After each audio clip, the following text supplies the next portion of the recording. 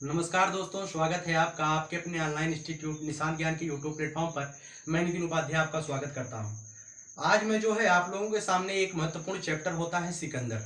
ठीक है, आप लोगों ने सिकंदर के बारे में बेहद ही अध्ययन किया होगा। अगर उम्मीद है कि आप लोगों ने पढ़ा होगा, अगर नहीं भी पढ़ा है तो भी भारतीय इतिहास में, भारत के प्राचीन इतिहास में सिकंदर का आगमन भारत से एक महत्वपूर्ण सेशन तैयार करता है, एक महत्वपूर्ण चैप्टर तैयार करता है, जिसके क्वेश्चन जो है परीक्षाओं में कभी न कभी देखने को मिल जाते हैं। ठीक है, तो मैं आज बात करने वाला हूं सिकंदर का। भारत में आक्रमण कब होता है और क्या क्या स्थिति होती है उस समय पूरे भारत की, और कितने ऑब्जेक्टिव बन सकते हैं। हमारा उद्देश्य यह नहीं होना चाहिए कि हमें केवल और केवल ऑब्जेक्टिव क्वेश्चन बना पाए। हमारा उद्देश्य यह भी होना चाहिए कि जितने भी मतलब कि समझदारी वाले क्वेश्चन है, मुझे एक बेसिक सी समझ विकसित करनी चाहिए। ठीक है, तो चलिए आज मैं सिकंदर के बारे में बताऊंगा। देखिए, ये जो सिकंदर हैं, सिकंदर के पिताजी का नाम था, देखिए यहाँ पे मैं लिख रहा हूँ। ठीक है, यहाँ पे मैं लिख रहा हूँ सिकंदर के पिताजी का क्या नाम था। तो सिकंदर के पिता का नाम था भैया फिलिप। क्या नाम था? फिलिप नाम था सिकंदर के पिता का। ठीक है, सिकंदर के पिता का नाम था फिलिप। और सिकंदर के पिता जो है मकदूनिया के शासक थे। कहाँ के शासक थे? मकदूनिया के। सिकंदर के पिताजी यहाँ के शासक थे, मकदूनिया के। ठीक है, अब बात आती है सिकंदर का जन्म कब हुआ था। यहां से भी क्वेश्चन बनता है। जो सिकंदर का जन्म हुआ था दोस्तों, तो हुआ था 356 ईस्वी पूर्व में। इसे मैं बीसी लिख रहा हूं, ध्यान रखिएगा। 356 ईस्वी पूर्व में सिकंदर का जन्म हुआ था। सिकंदर के पिता का क्या नाम था? फिलिप था। और फिलिप कहाँ के शासक थे? तो फिलिप शासक थे मकदूनिया के। ये फिलिप उस समय वहां के राजा थे। 329 ईस्वी पूर्व। कितना? 329 ईस्वी पूर्व। ठीक है, इनकी पिता की मृत्यु हो जाती है। मतलब कि फिलिप की मृत्यु हो जाती है 329 ईस्वी पूर्व। और 329 ईस्वी पूर्व में सिकंदर को मौका मिलता है मकदूनिया का शासक बनने का। अब जो है सिकंदर मकदूनिया का शासक बन जाते हैं। अब ध्यान रखिए, मैं इसे मिटा रहा हूं थोड़ा सा। देख, आप लोग समझदारी वाले क्वेश्चन है, ये सब तो बहुत ही नॉर्मल क्वेश्चन है, समझ गए होंगे। 329 ईस्वी में सिकंदर जो है फिलिप द्वितीय का स्थान ग्रहण करते हैं और वहां का मकदूनिया का राजा बनते हैं। ठीक है, 326 ईस्वी पूर्व, ध्यान रखिएगा इसे, यहां से बहुत अधिक मात्रा में क्वेश्चन पूछा गया है। 326 ईस्वी पूर्व उन्होंने अपने गुरु, उनके गुरु का क्या नाम था? अरस्तु। सिकंदर के गुरु का नाम था अरस्तु। अरस्तु से आज्ञा लेकर के विश्व विजेता बनने की चाह में भारत पर आक्रमण करने का मन बनाते हैं। ठीक है, तो इनके गुरु का क्या नाम था? अरस्तु। देखिए, सिकंदर के गुरु का मैं यहां से लिख रहा हूं, यहां से सिकंदर के गुरु का नाम था अरस्तु। यहां से क्वेश्चन बहुत अधिक मात्रा में पूछा गया है, जिसे जो है अरस्तु को जीव विज्ञान, जूलॉजी, बॉटनी सबका जनक बोला जाता है अरस्तु को। और अरस्तु के गुरु का क्या नाम था? यहां से भी क्वेश्चन पूछा गया है। अरस्तु के गुरु का नाम था प्लूटो। ठीक है, अब सिकंदर के गुरु का नाम अरस्तु, अरस्तु के गुरु का नाम प्लूटो, और प्लूटो के गुरु का क्या नाम था दोस्तों? तो प्लूटो के गुरु का नाम था सुकरात। ठीक है, इन चारों को क्रमवाइज आप याद रखिएगा।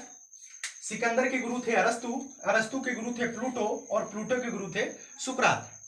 तो सिकंदर ने 326 ईस्वी पूर्व अपने गुरु अरस्तु से आज्ञा लेकर के विश्व विजेता बनने की चाह में भारत पर आक्रमण करने का मन बनाता है, और वह भारत पर आक्रमण करता भी है। देखिए, यहाँ पर है ईरान वाले क्षेत्र में, यहाँ पर ये जो है इस समय पाकिस्तान, इस संपूर्ण जो नक्शा बनाया गया है, रफली एक नक्शा बनाया गया है जिससे आपको थोड़ा सा समझने में आसानी हो।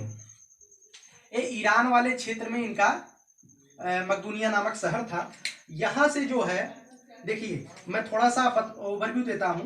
पश्चिम में अरब सागर स्थित था, भारत देश से दक्षिण में हिंद महासागर स्थित था, और पूर्व की तरफ बंगाल की खाड़ी स्थित था।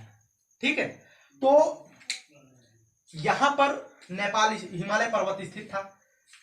अरब सागर, हिंद महासागर और बंगाल की खाड़ी से किसी को भी आक्रमण करना आसान नहीं था, क्योंकि उस समय जो है उनकी जो नौसेना थी, जिसे जल सेना कहा जाता है, जल सेना किसी की उतनी अच्छी नहीं होती थी। अगर यहां से आक्रमण करना था आपको, तो आपकी जल सेना अच्छी होनी चाहिए। उस समय जो है जल सेना उतनी अच्छी किसी की नहीं होती थी।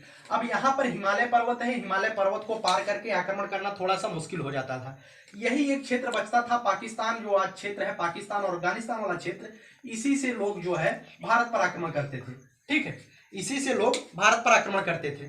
ठीक, अब इसी रास्ते से सिकंदर ने भी भारत पर आक्रमण किया।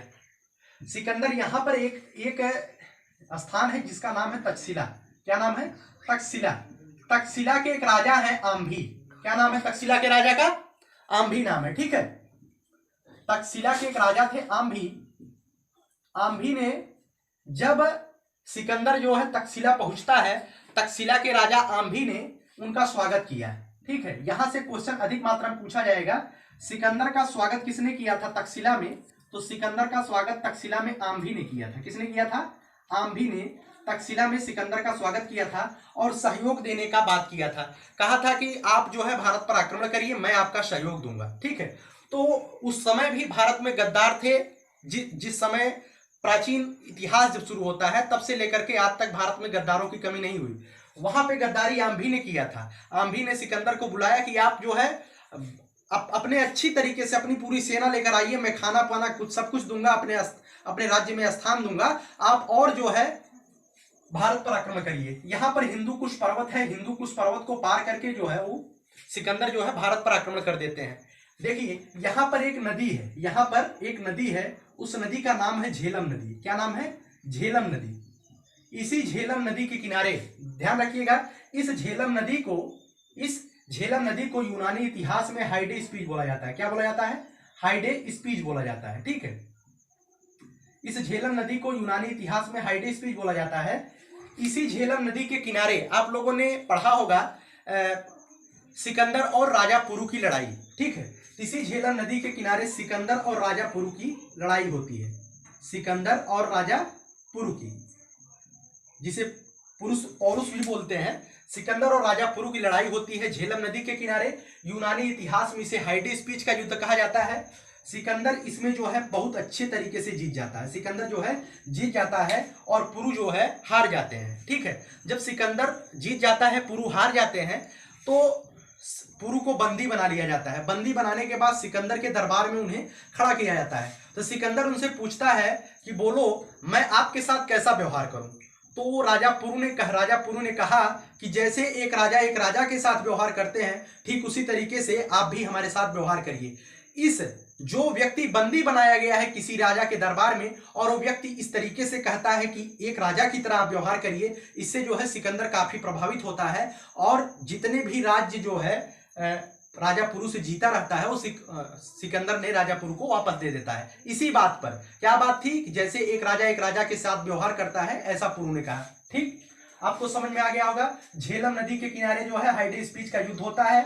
इसे हाइडे स्पीच यूनानी इतिहास में बोला जाता है। सिकंदर और पुरु के बीच युद्ध होता है। सिकंदर जीत जाता है, पुरु हार जाते हैं। लेकिन जब पुरु को राज दरबार में बंदी बनाया जाता है और सिकंदर उनसे पूछता है कि आपके साथ कैसा व्यवहार होना चाहिए, तो राजा पुरु बोलते हैं कि जिस तरीके से एक राजा के साथ करते हैं उसी तरीके का व्यवहार होना चाहिए। इसी बात पर जो है प्रभावित होकर सिकंदर जो जीता गया राज्य था राजा पुरु का, वापस कर देता है। उम्मीद है कि आपको समझ में आ गया होगा। उसके बाद होता क्या है, इस झेलम नदी के आगे, इसे मैं मिटा रहा हूं, इस झेलम नदी के आगे एक नदी है व्यास। क्या नदी है? व्यास नदी है। देखिए मैं थोड़ा सा आगे पीछे बना रहा हूं, तो आपको समझने के उद्देश्य से केवल मैं ये बनाया हूं। इस झेलम नदी के किनारे एक नदी है व्यास। इस झेलम नदी को पार करके सिकंदर की सेना जो है व्यास नदी के किनारे पहुंचती है। व्यास नदी के किनारे माना जाता है कि व्यास नदी के किनारे जब इनकी सेना पहुंचती है तो आगे बढ़ने से इनकार कर देती है। इसके कई कारण हो सकते हैं दोस्तों। एक कारण यह था कि इस समय यहाँ पर मगध नाम का एक राज्य हुआ करता था, जहां के राजा कौन थे? घनानंद थे। घनानंद, उस समय घनानंद अत्याचारी शासक था, जिसका शासन जो है मगध पर चल रहा था। इस व्यास नदी के किनारे जब उनकी सेना पहुंचती है सिकंदर की, तो हो सकता है मगध राज्य की इतनी बड़ी सैन्य शक्ति और इतने अच्छे राज्य, मतलब कि इतना प्रभावशाली व्यक्ति था, इतना अत्याचारी व्यक्ति था कि इसके सामने कोई टिक नहीं सकता था। हो सकता है इससे ये लोग डर गए हों। ठीक है, तो हमारे जो इतिहास में लिखा गया यही लिखा गया है कि व्यास नदी के किनारे से सिकंदर की सेना इसी वजह से वापस आ जाती है, क्योंकि यहाँ पर मगध नाम का एक शासन था, वहां पर घनानंद नाम का अत्याचारी शासक कर रहा था, शासक जो है शासन कर रहा था। अब व्यास नदी के किनारे से जो है इनकी सेना जो है वापस चली जाती है। इनकी सेना जो है वापस चली जाती है। और जो यहाँ पर थोड़ा सा जो ये दिख रहा है आपको, यहाँ पर जितने भी राज्य दिख रहे हैं, जितने भी स्थान दिख रहा है, इनका एक सेनापति था जिसका नाम था सेल्यूकस निकेटर। आप आगे पढ़ेंगे सेल्यूकस निकेटर के बारे में। सेल्यूकस निकेटर को जो है इस पूरे जीते गए राज्य को सेल्यूकस निकेटर को देकर के चले जाते हैं। समझ में आया? सेल्यूकस निकेटर को राज्य को देकर चले जाते हैं। और एक क्वेश्चन आता है कि भारत के आक्रमण के दरमियान सिकंदर कितने वर्ष तक भारत रहते हैं? तो 19 माह तक। ध्यान रखिएगा, यहां से कई बार क्वेश्चन पूछा गया है कि भारत पर आक्रमण करने के दौरान सिकंदर कितने माह तक भारत में रहते हैं? तो 19 माह तक वो भारत में रहते हैं। उसके बाद ये जो है इस स्थल मार्ग से चला जाता है, अपने मकदूनिया लौटने की कोशिश करता है, लेकिन 323 ईस्वी पूर्व, ध्यान रखिएगा, 323 ईस्वी पूर्व उनकी मृत्यु हो जाती है। किसकी? सिकंदर की। सिकंदर की मृत्यु कब होती है? 323 ईस्वी पूर्व मृत्यु हो जाती है। और कहां पर होती है? यहां से भी क्वेश्चन पूछा गया है, बेबीलोन में। इसे याद रखिएगा, बेबीलोन में जो है इनकी मृत्यु हो जाती है। समझ में आया आपको? और 19 माह तक ये भारत में रहते हैं युद्ध के दौरान। इनका एक सेनापति था जिसका नाम था निर्याकस। क्या नाम था?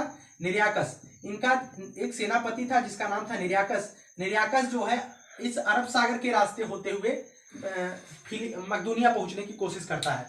एक क्वेश्चन यहां से पूछा जा सकता है, जीते गए राज्य को किस सेनापति को देकर जाते हैं? सेल्यूकस निकेटर को देकर जाते हैं। इनका जलीय सेनापति कौन था? तो निर्याकस था। भारत में आक्रमण के दौरान कितने महीनों तक भारत में रहते हैं? तो 19 माह तक भारत में रहते हैं। ठीक है। और इनका जो पहला युद्ध होता है सिकंदर का, भारत में होता है झेलम नदी के किनारे। और किसके किसके बीच होता है दोस्तों? तो होता है पुरु और सिकंदर के बीच होता है, जिसमें सिकंदर जीत जाते हैं। ठीक है। तो ओवरऑल 323 ईस्वी में सिकंदर की मृत्यु हो जाती है। समझ में आया आपको? एक संपूर्ण टॉपिक को कवर करने का पूरा ओवरव्यू देने की कोशिश मैंने किया है। ठीक है।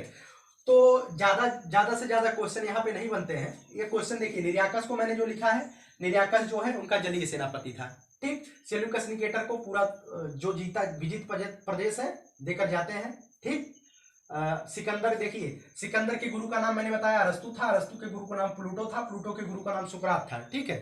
तो लगभग सारी बातें मैंने बताने की कोशिश किया है।